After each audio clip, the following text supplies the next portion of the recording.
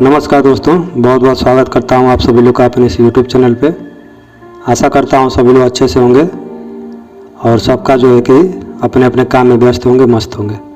चलिए ठीक है, थोड़ा सा जो है कि चर्चा करेंगे भारत के प्रमुख जो संस्थाएं हैं, जांच एजेंसियां हैं, ठीक है, जो इन्वेस्टिगेशन एजेंसी हैं, उनके बाद जो है कि जानकारी साझा करेंगे। अगर आप लोग को वो जानकारी अच्छी लगेगी तो वीडियो को लाइक करिएगा, शेयर करिएगा और कमेंट करिएगा और चैनल को हमारे सब्सक्राइब भी करिएगा। ठीक है दोस्तों, ऐसे ही वीडियो आप लोग को देखने को इस चैनल पे आप लोग को मिलती रहेंगी।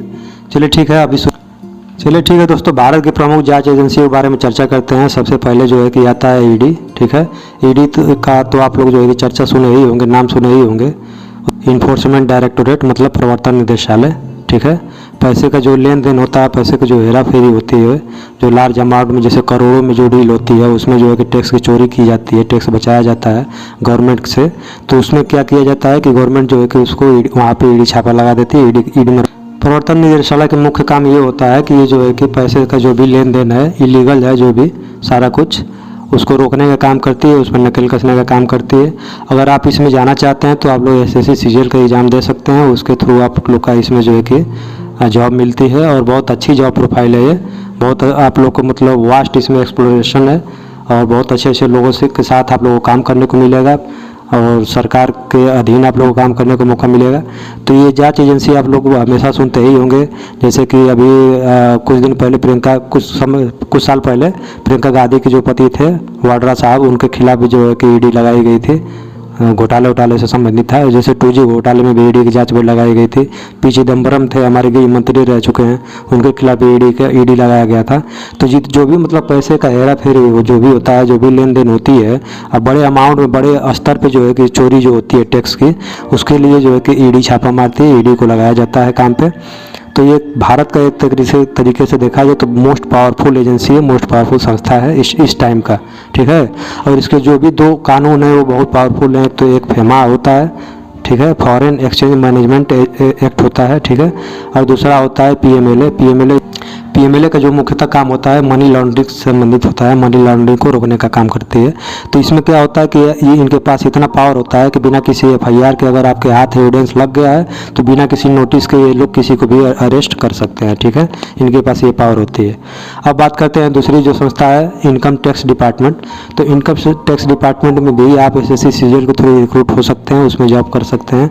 वो भी बहुत अच्छी संस्था है और उसका जो मुख्य काम होता है वो भी जैसे कि इनकम टैक्स जो भी चोरियां होती है, जो भी पैसे छोटे से लेकर के बड़े अमाउंट तक, बहुत बड़ा अगर अमाउंट है तब तो वो ईडी को दे दी जाती है, करोड़ों में अगर डील है, कई करोड़ों में। और छोटा मोटा केस है, छोटे से लेकर के बड़े स्तर तक, तो वो भी काम जो देखता है वो इनकम टैक्स डिपार्टमेंट देखता है। ठीक है, जैसे किसी का इनकम से ज़्यादा संपत्ति हो गया है तो उसका जो भी चोरी हो रहा है तो उसमें जो है कि इनकम टैक्स जो है कि दखल लेती है, जाँच पड़ताल करती है, रेड मारती है, छापे मारने का काम करती है। और इनकम टैक्स जो डिपार्टमेंट होता है ये भी फाइनेंस मिनिस्ट्री के अधीन आता है, वित्त मंत्रालय के ये अधीन आता है। अभी इस टाइम पे आप लोगों ने देखा होगा कि पैन कार्ड और आधार कार्ड लिंक वाला जो भी चल रहा है तो किसके थ्रू हो रहा है, वो आप लोग का इनकम टैक्स डिपार्टमेंट के थ्रू ही हो रहा है। तो इनकम टैक्स डिपार्टमेंट आधार और पैन को लिंक क्यों करवा रही है? क्योंकि एक एक जनता से, एक एक जो भी गरीब से गरीब आदमी से लेकर के अमीर से अमीर सबका डेटा जो है कि सरकार के पास होना चाहिए। और जब सबका डेटा बैंक से रिलेटेड एक एक रुपये का सारा खर्चा ब्यौरा अगर गवर्नमेंट के पास होगा तो मजाल नहीं है कि कोई 1 रुपये की गवर्नमेंट से चोरी कर सकता है। तो ये जो भी काम था ये इनकम टैक्स डिपार्टमेंट के अधीन आता है। ठीक है, तीसरे चर्चा करते हैं तो सीवीसी के बारे में चर्चा करते हैं, मतलब सेंट्रल विजिलेंस कमीशन। ठीक है, ये भी एक तरीके से बहुत खतरनाक, एक तरीके से पावरफुल एजेंसी मानी जाती है। और ये जो होता है कि नकेल कसने का काम करता है, किस पे? ये ईडी पे भी कर सकता है, सीबीआई पे भी कर सकता है।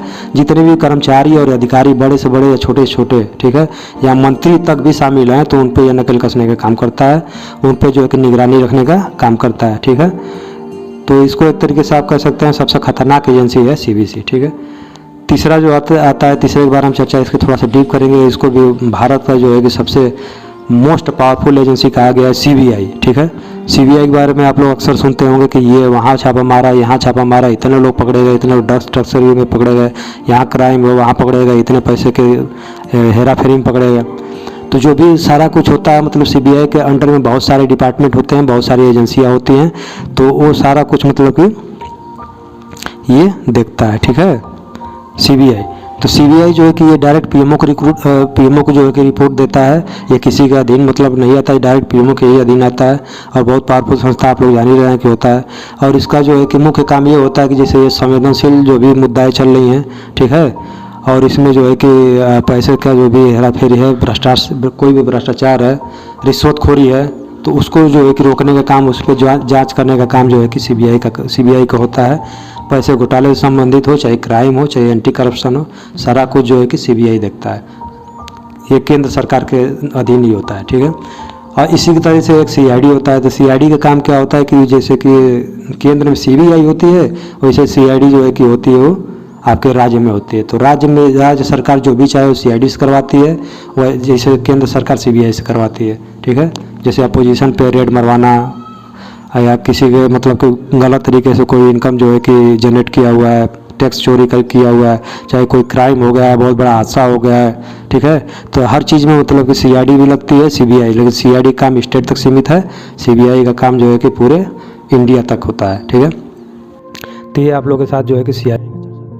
अब फोर्थ पे आते हैं, तो ये रॉ के बारे में चर्चा करते हैं दोस्तों। तो ये भी जो है कि भारत के प्रमुख संस्था है, प्रमुख खुफिया एजेंसी है, जो विदेशों को जो भी खुफिया जानकारी होती है उसको लाने का काम करती है। जैसे आतंकवाद से संबंधित जो भी मुद्दा हो गया, आतंकवाद को रोकने का काम करती है।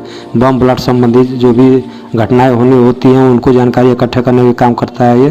तो रॉ का एक बहुत प्रमुख भूमिका होता है जो कि हमारे देश को सुरक्षा प्रदान करने में, ठीक है। एक चीज़ और, रॉ जो है कि सचिवालय, केंद्रीय सचिवालय के अधीन, कैबिनेट सचिवालय के अधीन आता है, ठीक है। और ये भी जो इनके चीफ होते हैं वो भी डायरेक्ट पीएम को रिपोर्ट करते हैं।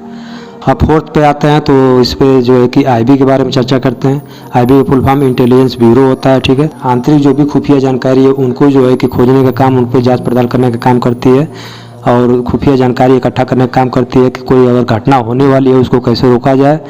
सारा कुछ जो है कि ये सब आईबी के अंडर आता है।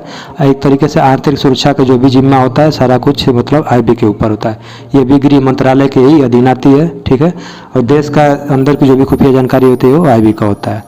पहले ये दोनों देखता था, विदेशी का भी और देश का भी, लेकिन कुछ समय बाद जो है कि विदेश वालों के लिए, विदेशी खुफिया जानकारी के लिए रॉ को अलग से स्थापित किया गया, ठीक है दोस्तों। तो अब आते हैं एनआईए के बारे में चर्चा करते हैं। तो एनआईए के बारे में जो है कि ये भी आप लोग का बहुत पावरफुल संस्था है, बहुत बड़ी खुफिया एजेंसी है। जैसे इसमें ये भी गृह मंत्रालय भारत सरकार के ही अधीन आती है, ठीक है। नेशनल इन्वेस्टिगेशन एजेंसी इसको बोलते हैं। ये भी जैसे कि आतंकवादी जो भी घटना होने वाली होती है, बम ब्लास्ट संबंधित, उसको रोकने का काम करती है, उसकी खुफिया जानकारी जो है कि इकट्ठा करने का काम करती है, उस पर जांच पड़ताल, उस पर छापा मारने का काम करती है, ठीक है दोस्तों। इसमें जैसे कि अभी लश्कर तैयबा के जो प्रमुख था हाफिज सईद, उसको मतलब कि एनआईए का प्रमुख टारगेट रहा है हमेशा से, ठीक है। तो एनआईए का मुख्य काम आतंकवादियों को रोकना है और बम ब्लास्ट संबंधी जो भी घटनाएं होती है उन पर नकेल कसना है। अब आते हैं दोस्तों एनसीबी, लास्ट जो संस्था के बारे में बात करते हैं। एनसीबी और भी बहुत सारे हैं, तो अभी एनसीबी के बारे में चर्चा करते हैं। तो एनसीबी जो होता है नारकोटिक्स कंट्रोल ब्यूरो, ठीक है। ये जो है कि ये भी खुफिया एजेंसी है। जैसे ड्रग्स के जो भी तस्करियाँ होती हैं, कितने मतलब कि युवाएँ बर्बाद होते हैं। पंजाब में आप जैसे कि देख लीजिए, पाकिस्तान से सटा हुआ है, तो वहाँ से तो ड्रग तस्करी का मामला हमेशा सामने आता है। पंजाब हो गया आप लोग का, ठीक है, यूपी भी हो जाएगा, दिल्ली हो जाएगा, आसाम हो जाएगा, हाँ, जो भी मतलब बॉर्डर जितना भी शेयर करते हैं, ठीक है, सिक्किम हो गया। तो ये सारा कुछ मतलब कि एनसीबी जो भी ड्रग संबंधित अगर वहाँ पे डीलिंग चल रही है तो एनसीबी का काम वहाँ पे रोकने का होता है। और जो भी इससे संबंधित जो भी मतलब कि घटनाएँ होने वाली हैं और जो भी मतलब पैसे का लेन देन, नशीली दवाएं का तस्करी अगर होता है, नशीली दवाएं का अगर तस्करी हो रहा है तो उसको पकड़ने का काम भी एनसीबी करती है। तो दोस्तों ये सारा कुछ प्रमुख संस्था जो है कि भारत का आप लोगों के साथ जो है कि चर्चा किया गया है। अगर आप लोग को अच्छा लगा हो, कोई जानकारी आप लोग को मिला हो, वीडियो से अगर आप लोगों को कुछ फ़ायदा मिला हो तो आप लोग लाइक कर सकते हैं, शेयर कर सकते हैं और कमेंट कर सकते हैं। कुछ सुझाव देना तो आप लोग बिल्कुल कमेंट करिए, सुझाव दीजिए भाई। ऐसा ही जानकारी पाने के लिए आप लोग चैनल को जो है कि लाइक, शेयर एंड सब्सक्राइब कर सकते हैं। जय हिंद, वंदे मातरम, धन्यवाद।